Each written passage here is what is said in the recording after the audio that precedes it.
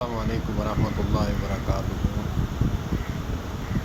چھوڑیں مسلکی تعصب کو، مشترکات پہ آ جائیں تو سارے مسئلے حل ہو جائیں گے۔ مشترکات نماز پہ آ جائیں تو نماز میں جماعت کے ساتھ نماز پڑھنا اور مقتدیوں کو مل کر کھڑا ہونا، درمیان میں خلا نہ رکھنا، یہ مشترکات میں سے ہے۔ اس میں اہل حدیثوں کا کوئی خاصہ نہیں ہے، نہ کہ ان کا اپنا کھڑا ہوا مسئلہ ہے۔ ہاں، اگر آپ ٹخنے کے ساتھ ٹخنا نہیں ملاتے، اس سے ہٹ جائیں، آپ قدم کے ساتھ قدم تو ملا سکتے ہیں، پھر کندھے کے ساتھ کندھا بھی مل جائے گا۔ درمیان میں خلا نہ رکھیں۔ اور میرا دل دکھتا ہے، وہ اتنی حد سے تجاوز کر گئے، ٹخنے سے ٹخنا۔ اگر کوئی بندہ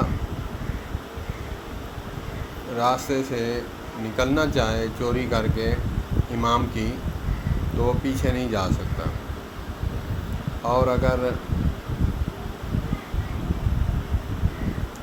ہمارے بھائی دیوبندیوں کی یا بریلویوں کی مسجد ہے تو بآسانی بندہ مار کر بھی درمیان سے گزر کر جا سکتا ہے۔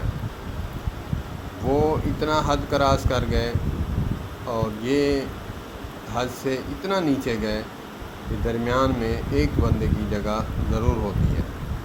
دل دکھتا ہے کہ ان کی اتنی مخالفت کریں کہ جس سے آپ حدیث کے انکاری نہ بنیں۔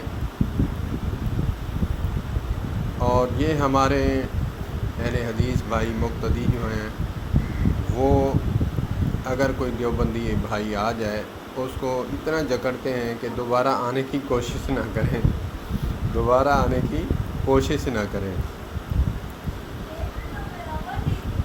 ہلکا ہاتھ رکھیں کہ وہ بھی سوچے کہ میں کہاں پھنس گیا ہوں۔ تو جو بندہ نہیں